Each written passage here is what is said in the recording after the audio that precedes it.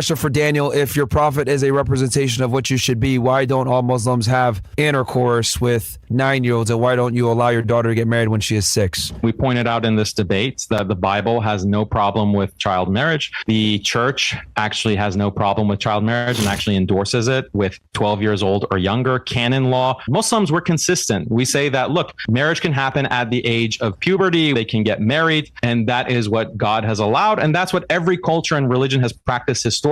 These Christians, they don't have problems with their kids having a girlfriend or boyfriend or experimenting with sex at age 9, 10, 11, 12. That's happening rampant within Western society. All we hear is about how Islam is pedophilic. You kept saying that, well, we condemn child marriage. Absolutely. Ezekiel 16, verses 6 to 8, 1 Corinthians chapter 7, verse 36, the Didache in chapter 2, as well as the Talmud. The reason why they say 12, if you read in context, they're placing it at 12 because that's when they assume that a woman will reach puberty. And even then they say she has to wait a little time beyond 12. For example, here in the Talmud says not only 12, but sometime after that when her breasts are formed, because they took that as indication that she's now pubescent and that she's now knowledgeable enough to choose marriage or reject marriage. Even by their standards, you condemn Muhammad to hell. Muhammad mounted a 9-year-old. He was 54. So Christian and Jewish sources would condemn him as a pedophile who desired a 9-year-old, and he mounted her. And then your Quran in 65 verse 4 doesn't even have the age of 12 as the limit. Sam, I want to add just to point out, it's not even true in Catholic canon law that that's the age. It's 16 for a guy and it's 14 for a woman, which again presupposes that puberty has already happened. Question.